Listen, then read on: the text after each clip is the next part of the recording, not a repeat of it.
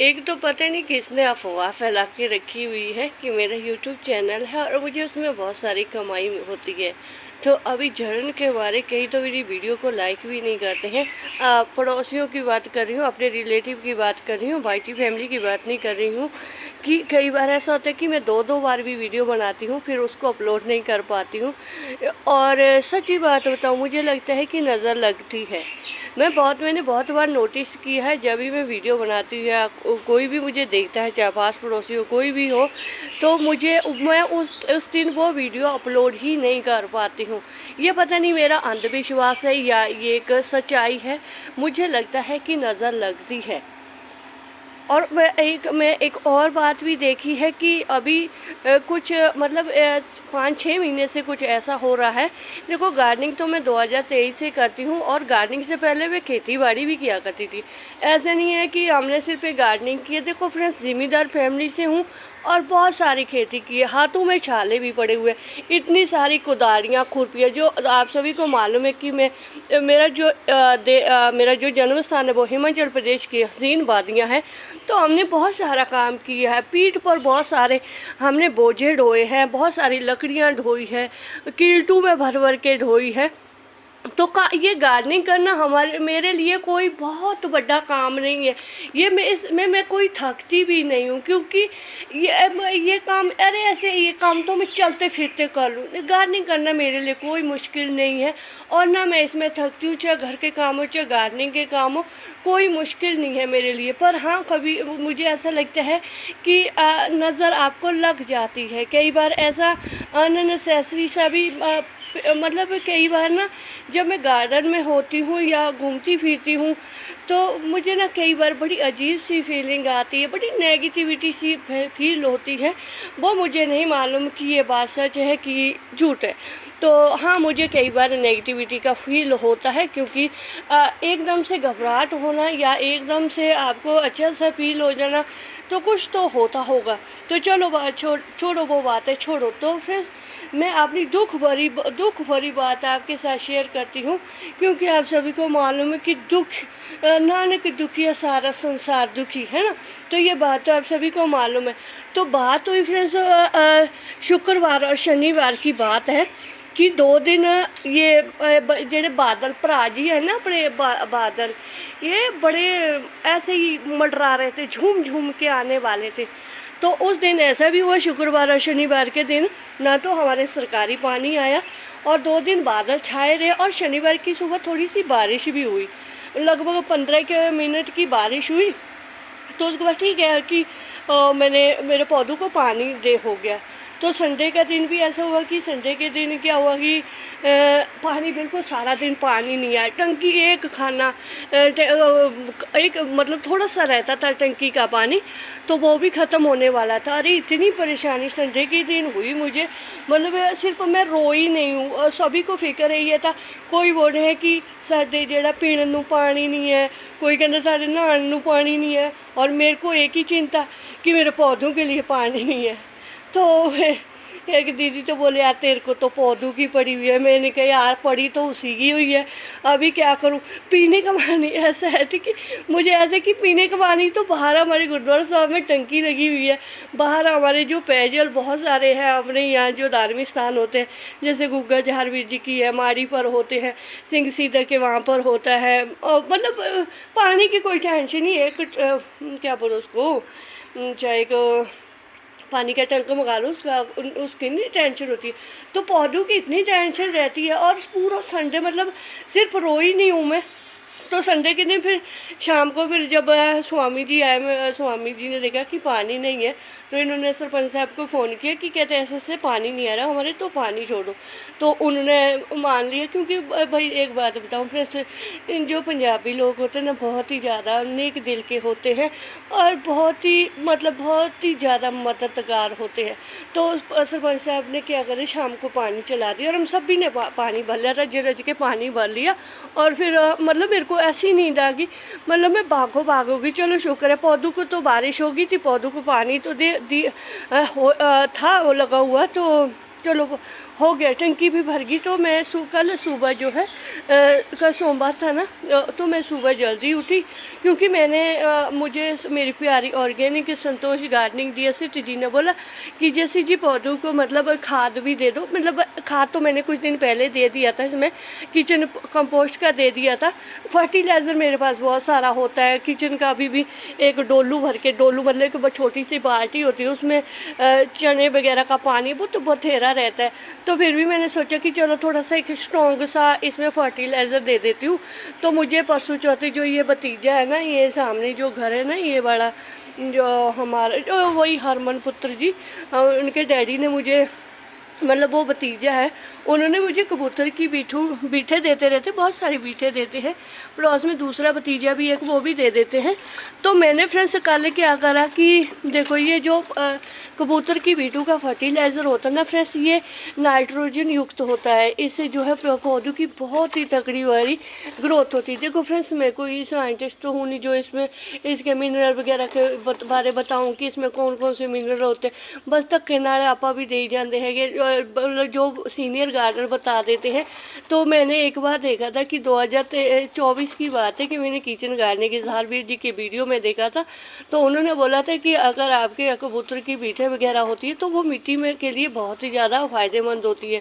चाहे मुर्गी की बीठे हो, जैसे मुर्गी पालते वगैरह है, तो उन्होंने कबूतर की बीठू के बारे में बताया। तो कहते हैं नुकसानदायक नहीं होता है पौधों के लिए, ये बहुत ही तगड़ा NPK का सोर्स होता है।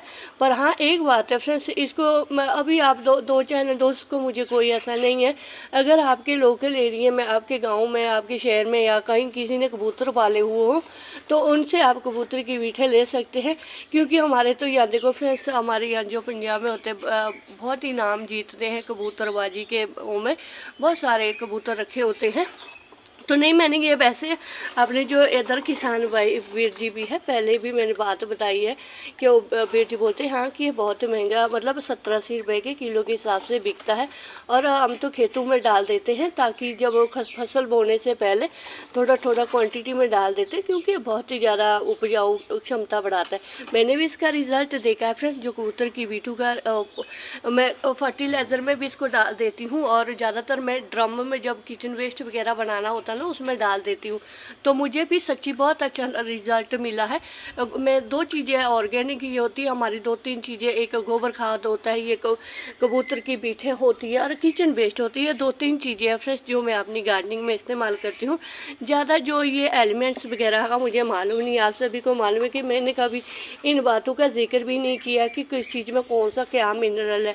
देखो ये 17-18 जो मिनरल जितने भी होते हैं फ्रेंड्स, एलिमेंट्स होते हैं, हम मुझे नहीं मालूम फ्रेंड्स कौन कौन से होते हैं। मैं क्यों लंबी लंबी फेंकूँ, क्योंकि इतनी नहीं है फ्रेंड्स इस बारे में जानकारी, ठीक है ना। अपनी ओर से लंबी लंबी फेंकूँ, आर्टिकल पढ़ के मैं वीडियो बनाऊँ, नहीं, ये मेरे से नहीं होता है। मेरे चैनल का नाम है गॉसिप विद गार्डनिंग, और इसमें गॉसिप बनाओ तो बात बनती नहीं है। तो बस फ्रेंड्स कल मैंने फिर इसका जो फर्टिलाइज़र है, ये लगभग 1 किलो था, क्योंकि कबूतर की जो बीठे होती है हल्की होती है, मुझे नहीं लगता 1 किलो से भी कम था शायद। तो मैंने इसको परसों मतलब भिगो के रखा था पूरी रात, क्योंकि पूरा डिकम्पोस्ट होया हुआ था। मतलब ये ताज़ी कबूतर की बीठे नहीं थी। तो जो ताज़ी कबूतर की बीठे होती है उसमें बहुत ज़्यादा हीट होती है, तो उसके लिए आपको इसको डिकम्पोस्ट कराना बहुत ज़रूरी होता है।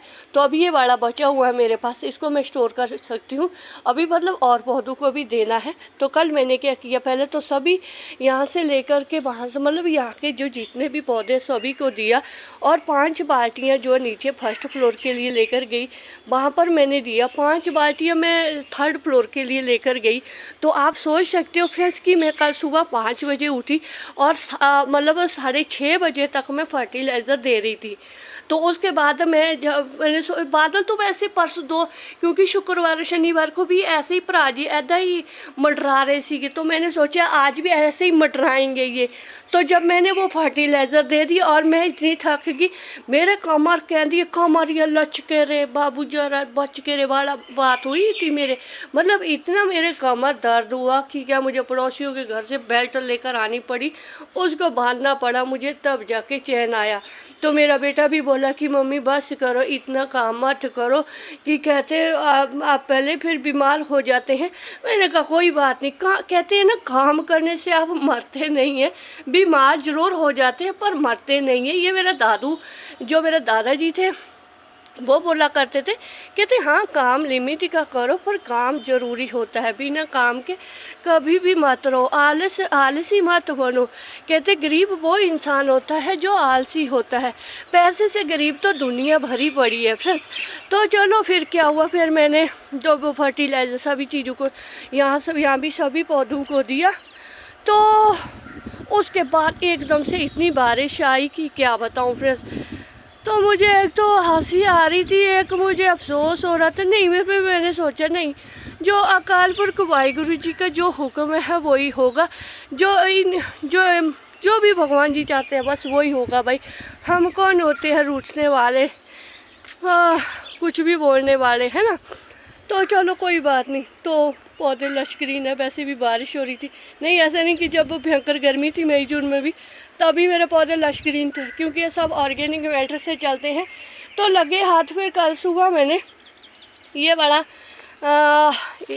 तो मैंने ऊपर से ये जो सख्त लकड़ी के हैं, जो मिर्च के डंडे वगैरह है, बैंगन के हैं, इनको तो मैंने कल अलग कर दिया, इनको तो मैं अलग से सुखा दूंगी।